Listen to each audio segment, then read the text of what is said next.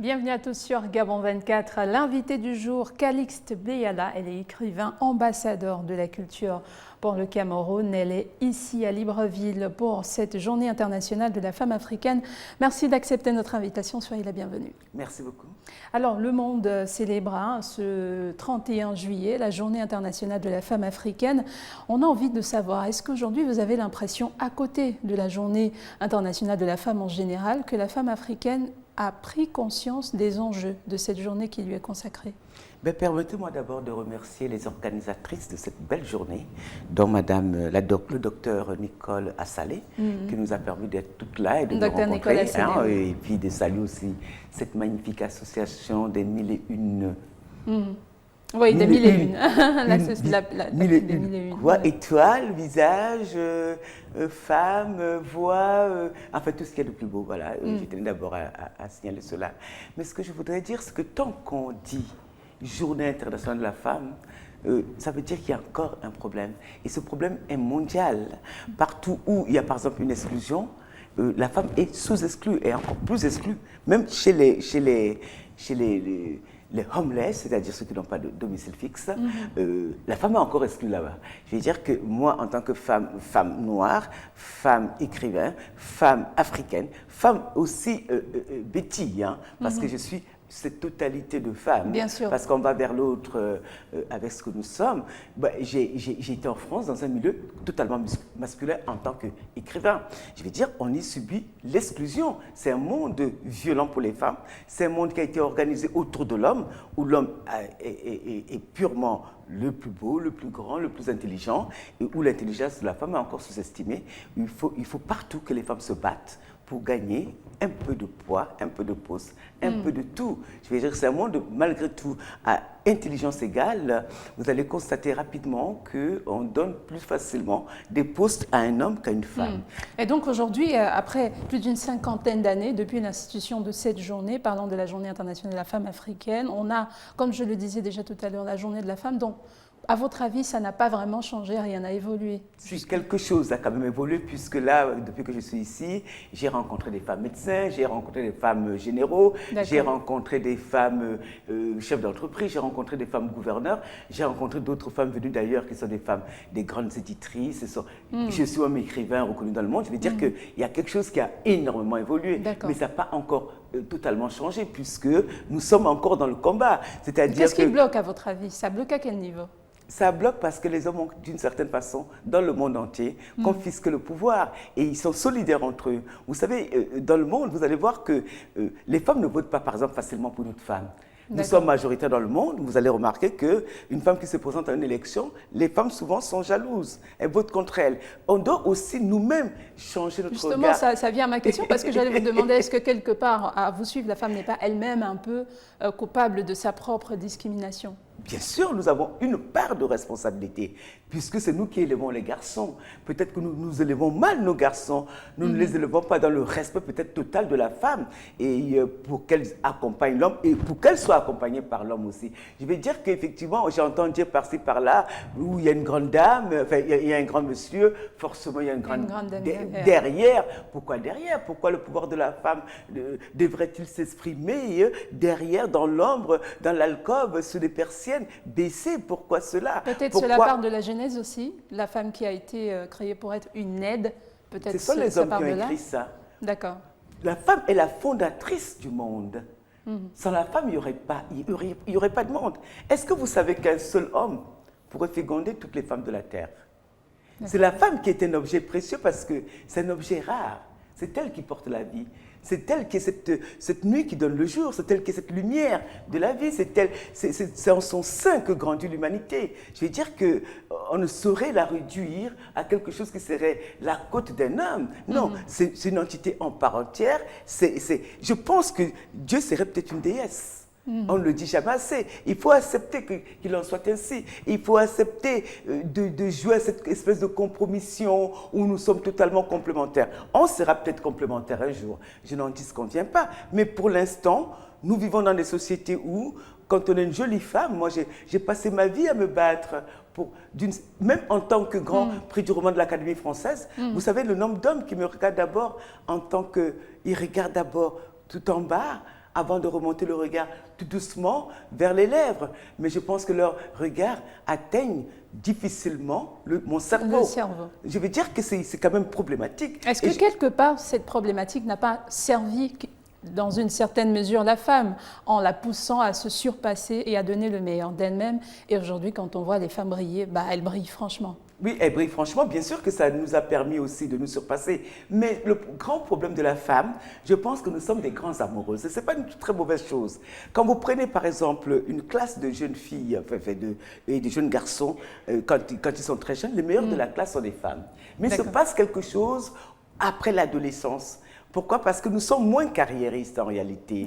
Nous avons plus tendance à vouloir aimer, fonder une famille, faire des alors enfants. que les hommes vont se focaliser sur leur travail pour se surpasser, pour devenir les meilleurs. On n'a pas forcément cet instinct-là. C'est dans ce sens qu'il faudrait peut-être réveiller énormément les femmes, leur demander, pas d'être un peu moins passionnelles, mais de penser aussi à faire carrière, à évoluer par elle-même, à aller à l'université, à faire des métiers, pas forcément des métiers. J'ai rencontré par exemple des femmes pilotes, c'est extraordinaire, à faire des métiers que nous dit-on sont réservés aux hommes. Et il y a très peu de femmes, par exemple, en Afrique, qui se présentent pour être présidente de la République. Il faudrait que des femmes deviennent chefs d'État. Que des femmes puissent s'impliquer dans la politique. Oui, mais comme c'est un monde violent et que nous sommes souvent peut-être très douces aussi, c'est une de nos caractéristiques. Dans le monde politique, les hommes se marchent dessus. Est-ce que les femmes sont-elles capables de se marcher dessus? Je n'en sais rien. Peut-être bien que oui, mais il faudrait le faire néanmoins. Peut-être capables de marcher sur d'autres femmes. Peut-être pas sur des hommes, mais sur d'autres femmes. Plus facilement. Or, il faudrait faire peut-être, pas forcément faire l'inverse, mais peut-être faire la politique différemment.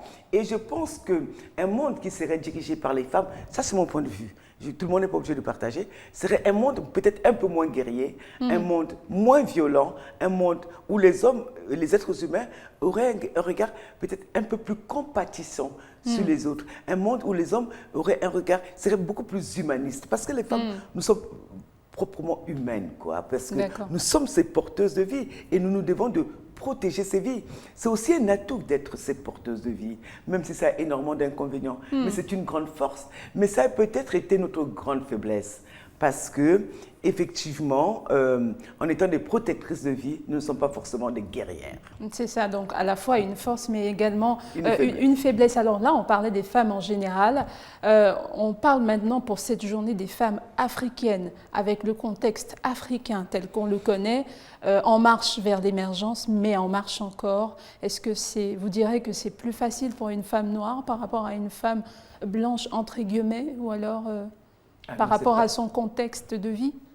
Oh, moi, je ne pense pas que ce soit très facile pour une femme noire parce que déjà, nous avons des situations de polygamie. Non, je veux dire, est-ce que c'est plus difficile pour elle parce qu'elle est africaine par rapport à une femme de l'Occident? On va généraliser ainsi. Ok. Je ne crois pas que ça soit si facile. C'est-à-dire qu'en Occident, on parle beaucoup. C'est un monde de baise-main. C'est-à-dire on baise la main de la femme pour bien lui faire comprendre qu'elle est quand même inférieure. Je vais dire qu'on a beau dire l'Occident, mais j'ai beaucoup mené de combats en France, où j'ai plutôt vécu, où on trouvait encore des femmes au niveau des parlements à 6% de femmes, de représentation des femmes. Or ici, je sais que le mouvement, l'appel des 1000 et une a permis qu'un peu partout, il y ait 30% de femmes dans des postes de responsabilité qui sont... C'est un combat qui est mené d'ailleurs bien en amont. Voilà, c'est un combat de tous les jours pour tendre vers une parité homme-femme. Pourtant, en France, on n'y est pas encore. Les partis politiques préfèrent, par exemple, souvent payer des amendes que d'avoir cette parité absolue. Bon, il y a une vraie évolution, on ne peut pas dire le contraire, mais ce n'est pas encore l'égalité parfaite puisqu'on en parle encore. Il n'est pas normal que dans un monde où la femme est la majorité, et dans les postes de responsabilité, nous sommes une minorité absolue. Il y a quelque chose d'incongru, il y a quelque chose d'anormal, il y a quelque chose qui devrait même interpeller les hommes. Si leur mère, parce que nous sommes toutes leurs mères, sont des êtres inférieurs qui sont moins intelligents qu'eux, ils ne sauraient être plus intelligents que nous puisque c'est nous qui les portons. Et en Afrique, c'est nous qui les portons. En Afrique, quand on parle de femmes, on voit beaucoup plus le côté rural. Quand on parle de femmes autonomes, tout au moins, on parle beaucoup plus de femmes dans le monde rural, l'agriculture, le commerce. On ne voit jamais une femme autonome, chef d'entreprise, dans l'imagerie populaire, mais la réalité est tout autre. Oui, il y a de plus en plus de femmes chefs d'entreprise, il y a de plus en plus de femmes autonomes. Mais c'est vrai que je trouve que les assemblées quand il y a des postes de responsabilité dans les assemblées, quand il y a des grandes réceptions, ça reste quand même encore des domaines réservés aux hommes, ou alors les femmes arrivent comme des porteuses de sacs, hein. Elles sont cachées derrière. Et ça, c'est pas possible. Et c'est vrai que nos mères ont favorisé aussi cela, c'est-à-dire être dans l'ombre de son mari. Et ça va avec beaucoup de choses, c'est-à-dire que beaucoup de femmes, par exemple, estiment qu'elles ne sont pas accomplies parce qu'elles ne sont pas mariées. Or, ce n'est pas vrai. Pourquoi devrait-on s'accomplir exclusivement à travers le mariage?